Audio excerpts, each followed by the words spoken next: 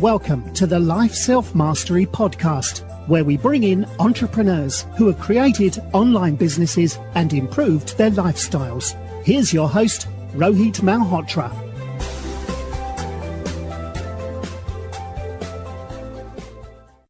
Hi everyone, I'm Rohit from lifeselfmastery.com, and today we have Perry Marshall, who is one of the world's most sought after business consultants and is the author of many best-selling books in the PPC advertising industry, including The Ultimate Guide to Google AdWords and The Ultimate Guide to Facebook Ads. He's consulted in over 300 industries and is known as the godfather of PPC. Welcome to the show, Perry. Thank you. Thank you for having me. We're going to talk about some really cool stuff today. So it's an honor to be on your show. Awesome. So what got you into PPC and, focus on the 80-20 principle of sales and marketing? I'm sorry. Could you ask the question again? You cut out. What got you into the PPC advertising industry, and what got you interested into Google AdWords and Facebook ads? Well, so I started out. This begins when I got laid off from my engineering job. I was working as an acoustical engineer, and my wife was 3 months pregnant, and there was a sales slump at the company I worked at. Some automotive program had gotten canceled. And so all of a sudden I didn't have a job and I had to scramble around. And I ended up getting a sales job at a manufacturer's rep firm. And that was 2 years of pounding the phone, pounding the pavement, trying to go see people who didn't want to see me, being a pest, getting skinny commission checks, not earning enough money, going into debt. My wife, when she was about to have a baby, she quit her job. She didn't go back to work. Our debt started going up. And so after 2 years of this, I was in pretty serious trouble. You're starting to think about things like, well, are we going to have to move in with Laura's parents? These kinds of issues. And I discovered the world of direct marketing.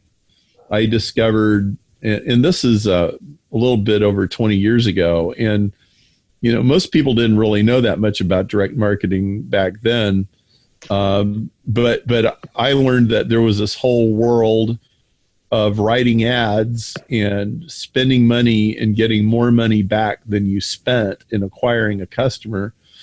And I started applying this. The next job I got, it was also an entry-level job, but the company had a website. And I started to figure out that getting leads on a website wasn't that different than sending letters and using direct mail. It was the same basic set of principles. And so I started doing this, and it started working. And I went from being, I got fired. I got fired from that 2 years of sales job that I had.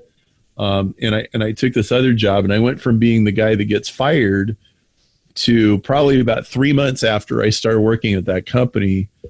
I was working late one night, and the boss came and sat down. He goes, "Okay, how do we keep you here, Perry?" Like, he wanted to make sure I didn't quit and go get some better job, because I knew what I was doing. And that in the process of that, he ended up giving me stock options in that company. And the company got sold 4 years later for $18 million. And I took those stock options and I went and I started the company I'm in now. And so it was a big turnaround. And so that was my introduction to direct marketing. The pay-per-click comes in because 6 months later, after I opened my own consultancy, Google AdWords came into existence, and I started using it within a few weeks after it started. And I thought, man, this is the most amazing thing that I've ever seen. This is incredible. I'm not telling anybody about this. I'm going to use it for myself. I'm going to use it for my clients. But about a year later, a guy that he knew what I was doing, he asked me to speak at a seminar. And that led to me, becoming a PPC expert. 80-20 comes into play because I discovered that, first I discovered that I thought I knew what 80-20 was and I thought I knew how it worked. I didn't. Most people don't. I mean, I think most people know that 80% of your business comes from 20% of your customers, but it's way deeper than that. It's way more powerful than that. Most people don't know that. I discovered that. And I discovered that everything in Facebook ads, everything in Google ads, everything in marketing is 80-20. Not just a few things. Like, it is absolutely pervasive. It is all over the place. And so if you can master 80-20, you can identify problems faster than anybody else in the room. And so, yeah, that's one of the reasons I'm here today talking to you.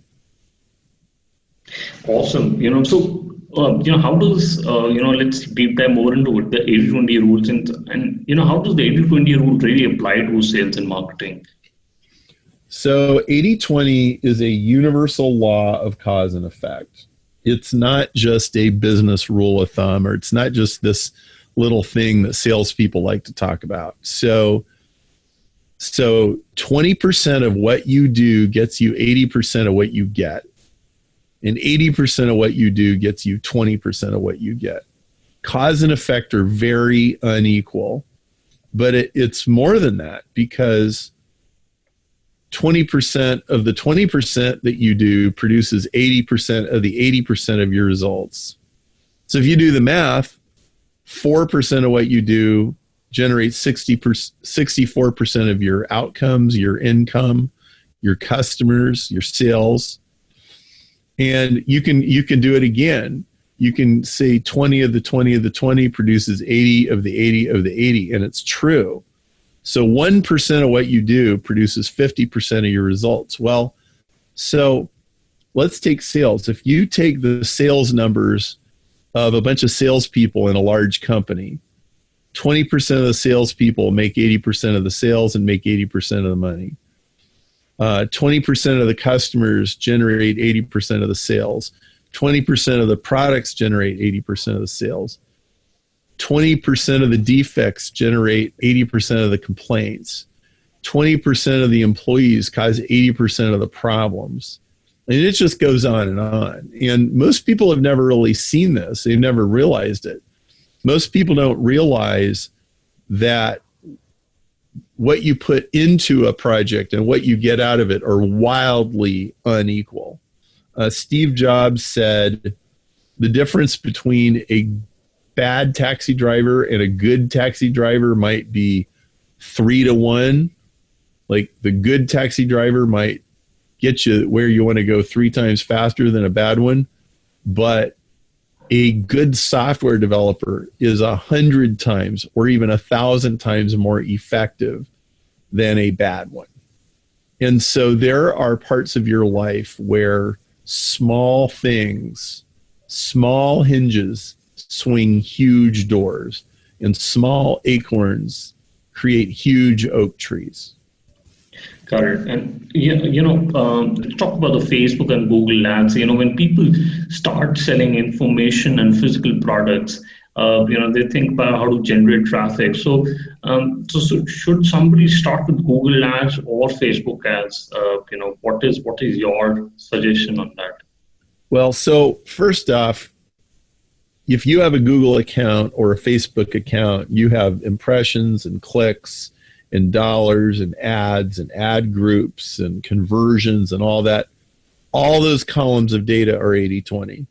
You sort any of those columns from the top to the bottom, generally 80% is going to be in the top 20% of the column.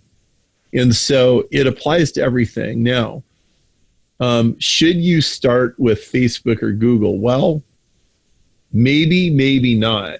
The first thing I suggest you do is we have a couple of websites where you can evaluate the suitability of Google or Facebook. If you go to isfbforme.com, which stands for Is Facebook For Me, isfbforme.com, we have a quiz, and you can take the quiz, and it'll give you a score from 1 to 10 on how good of a fit Facebook is for your business.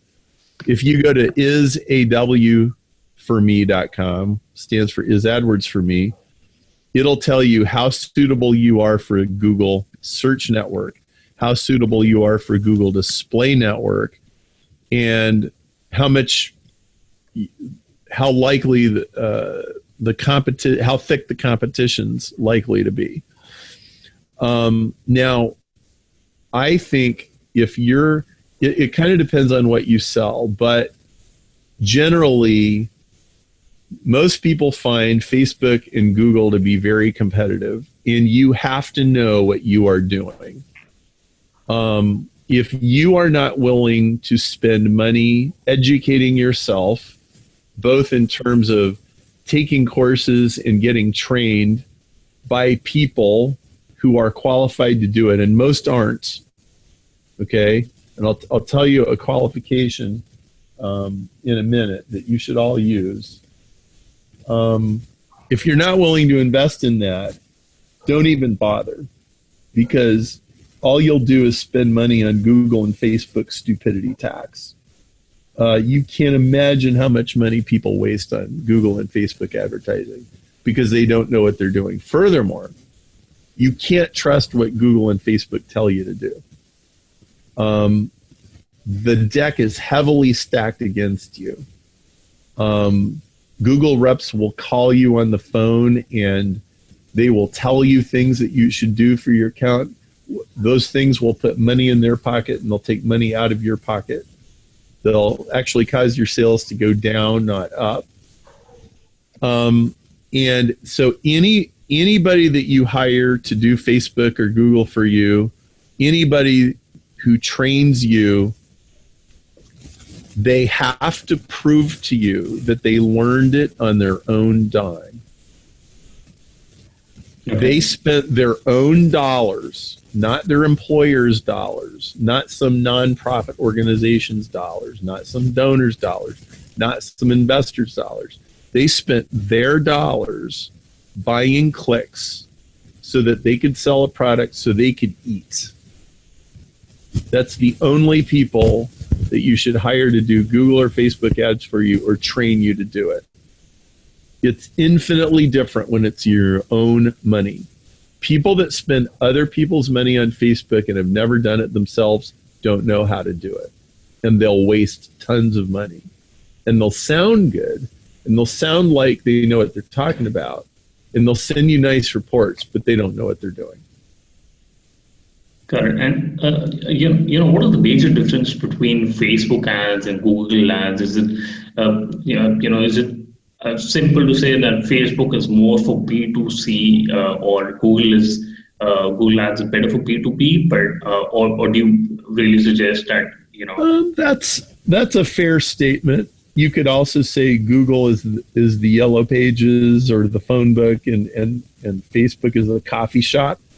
Like, there's certain kinds of things that you sell at a coffee shop. Now, this is an overgeneralization. I mean, you can sell B2B on Facebook. I do. But certainly Facebook tilts more in the B2B direction. And also, you have to ask, why do people get on Facebook versus why do people use Google? People get on Facebook to escape. And so what sells on Facebook is escapism. And people go to Google trying to solve problems. And so if you're a problem solver, then Google is typically the more appropriate environment, or it's where you're going to spend more of your money probably. Okay. Can you give some examples of some industries or certain products, which could work better on Google AdWords?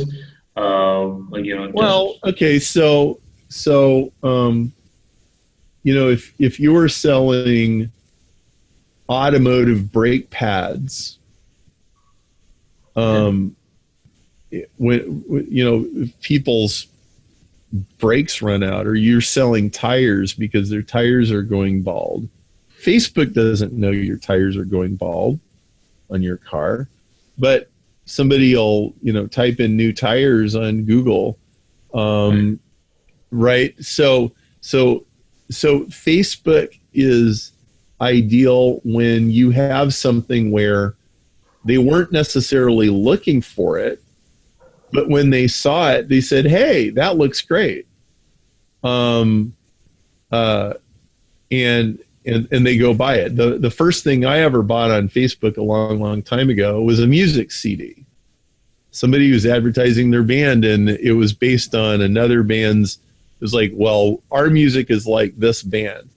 And I thought, oh, I like that band. I think I'll go try that out. And I bought a CD. So that's the kind of thing that works on, it was one of the things that works well on Facebook. Now, that said, Facebook is really good at targeting and identifying people, and they know what people buy and what they don't buy, and they know how they behave. So you can target audiences with great precision. Okay, and if a company has thousands of, there's an e-commerce company and they got thousands or hundreds and thousands of products. How do you go about focusing on which products to send traffic to? Well, that's where you need to do 80-20, and you should probably start with a very small number of products. So here's a lesson from direct marketing. There used to be this company.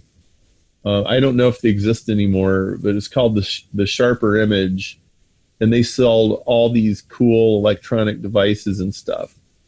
And you could go to their stores, and they had all these different gadgets, and they would also send out catalogs. But for years, they would send out advertisements for an air purifier. And they would just try to acquire a customer on the air purifier, and then they would try to sell them something else. And so the air purifier was actually their customer acquisition tool. It was their flagship product. And then after they bought that, people would come and buy all these other things. Well, I think it's the same thing. If you have a big e-commerce store, there's probably one or two or three products that really really move a lot of units, and there's a lot of demand for them. PPC requires a lot of optimization. You can't optimize 100 things at once. You got to optimize a few things and figure out what works. You should probably start with one product. Start with the one where a lot of people are searching. Your product compares very favorably to everybody else's. Or maybe you don't even have any direct competition, or nobody really makes a product quite like that. And you really make that one thing work. And then after you make the one thing work, then you go to a couple more, and you go to a couple more. But if you try to do it all at once, you'll get slaughtered. Got it. And when should people start focusing on retargeting and remarketing? First. It's the first thing you do. You start with that because it's a lot more forgiving, and it's a lot less expensive, and the traffic quality is higher. Everything is in your favor. So there's people, they're already coming to your website. You're missing some of them. If you tried a little harder, you could get them. You get those people with remarketing, and you dial that in first, and you test ads. You do all kinds of things experimentally until you figure out what works, and then you expand from there. Got it. And a lot of companies don't look at testing their ads. And is it important how to do testing, and how it can impact results? If you test, and what is somebody wants to, somebody is trying to send cold traffic to convert. How many ads do you suggest somebody should start off with in the first couple of days, and what sort of testing they should do to really understand and create the kind of results they're looking for the business? Testing is very, very, very important. If you're not testing ads, you're doing it wrong. If you're not testing ads, you're going to get your butt kicked. You can't even you don't even have a chance of making this work if you don't test a lot of ads. And you should test a lot of different ads, not you. But I've got an example where 1 comma increased the click-through rate of the ad by 8%. I've got ads where we're switching 2 lines of an ad change the response by 20x. There's huge differences. Just tiny, like huge outcomes change with tiny little adjustments to ads. So you should always be testing multiple ads at one time, 2 at a time, maybe 3 or 4 at a time. And you just run these A/B split tests, and you're always trying to beat your best ad, beat it again and beat it again. Of course, you also have to track conversions, because an ad that gets more clicks won't necessarily get more conversions. You could have an ad that says beautiful women in bikinis instead of saying new tires, and it would get a lot more clicks, but it wouldn't sell you any tires. Okay. For Google AdWords, should somebody target certain keywords or certain audiences? What is your suggestion on that? Well, the first thing you do in Google AdWords is keyword research, and you have to look at all of the different phrases that people might type in for that, and then you need to you need to look at your competitors. You need to find keywords where your product has a distinct and unique advantage over all of the others. I would start with a very small number of keywords, and I would work from there. And I would use a Google exact match first. You don't use the broad match. The broad match will just burn money. It's very important that you use negative keywords so that you're excluding any irrelevant terms. And then there's also the display network. That's a whole nother discussion, which I don't think we probably have time for today. But there's a bunch of other ways that you target on the display network. Display network is the ads that you see when you're surfing the internet, you're on the New York Times website, or you're different blogs and stuff. And there's Google ads on the side of the site. That's the display network. Okay, so Perry, I know that you're a consultant and you also written books on PPC advertising. How can people get to know more about your services, or do you run some sort of courses which people can take up and learn more about how to be a better marketer? Yes, if you go to perrymarshall.com/ads, you'll find out about our Google Ads Mastery course. It's not cheap. It's actually it's about $1,000. But honestly, if you can't afford $1,000 to learn Google AdWords, you can't afford to do Google AdWords. I'm just being honest with you. People don't know what they're up against, and there's all kinds of people. They get into it. It looks good. It sounds good. The next day they've spent $500. They've got no sales from it. And they have absolutely no idea why it didn't work. And so the same is true with Facebook ads. We actually have a more economical way to learn Facebook ads. We have something called Facebook University. And if you're part of our Renaissance Club, which costs $99 a month, you get an extremely good Facebook course, and you also get access to updates every month where they give fresh new information on all the things that are going on. And I realize you can go get all kinds of education for free, but it's worth what you pay for it. And you really need to learn this well. Do not skimp on your education. And people could say, well, Perry, that's self-serving. That's what you do. I know it's what I do. And I only make money because my customers find our trainings to be very valuable. And there's a lot of people, they take the free advice from Facebook and Google, and well, Facebook and Google vacuum out their wallets. Got it. And is the Facebook ad course also around $1,000? It's $100 a month, gets you in full access. Got it. It's called Facebook University. Facebook University. Go to perrymarshall.com and you'll see the links on the product page. So, we'll put that in the show notes. So let's quickly do the top three. What's your favorite business book? I think everybody needs to read the book, The 80-20 Principle by Richard Koch. It's one of the best business books ever written. And you need to read it about 5 times.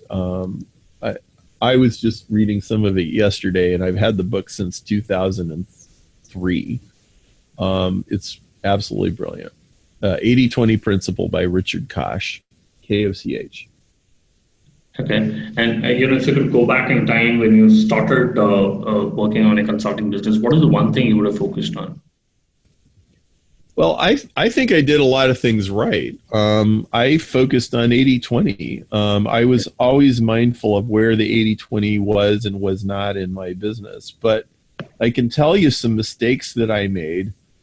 One mistake that I made was I hired a guy to manage my SEO, search engine optimization. And he was doing, it certainly wasn't black hat, but it was a lot of stuff with link exchanges and things like that. It was kind of gray. And at one point, Google decided they didn't like it, and they disabled they just kind of banned us for certain keywords. That was a big mistake, and I should have done it right, like as correctly as possible, right out of the gate. And I kind of knew in the back of my head that there was a better way to do it, but I wasn't really paying attention, and that was a costly mistake. Okay, and what's your favorite online tools, example, Gmail or Slack? Well, we developed a tool. It's not available yet, but you can contact us to get on the notification list. It's called the Swiss Army Knife, and it's a creativity tool for Google and Facebook ads. And we created this tool because I needed something like this, and it didn't exist anywhere else. And it helps you generate dozens, hundreds, even thousands of different advertising messages that you can test, each one which is completely different from the rest. And it's really powerful. So it will become available at a later date. We do sell a training course called Swiss Army Knife, which covers the concept, and we've made it into an online tool. And people can find it on Perry Marshall or the Swiss Army. If you type Swiss Army Knife on Perry Marshall in the search box, you'll find the product, and you can open a support ticket and get on our notification list for when the software tool comes out. Okay, got it. And what is the best way people can reach out to you and know more about, how to learn about the courses? I think the best thing you can do is go to my website and sign up for any of the courses. If you go to isfbforme.com, you can sign up for stuff there. If you go to isawforme.com, isawforme.com, you can get our Google information. On our website, on our homepage, you'll find a newsletter sign up. So any one of those, sign up for those and get on my email list and study what I do. Study the way I use email as a marketing tool. Email is an incredibly powerful tool if it's used correctly. And it's still the holy grail of marketing, even with all the social media and everything. Email outsells every other means of generating sales on the internet. Email is number one. So study what I do with email. It will be very enlightening. Awesome. We'll put that in the show notes. Thank you very much for, coming onto the show and, letting us know more about, how to do ads. I really appreciate talking to you. It's great to meet you, Rohit. It's a pleasure. Thanks for having me on. Thanks for listening to the Life Self-Mastery podcast, where we teach you how to start and grow your online business. For more information, visit Rohit's blog at www.lifeselfmastery.com.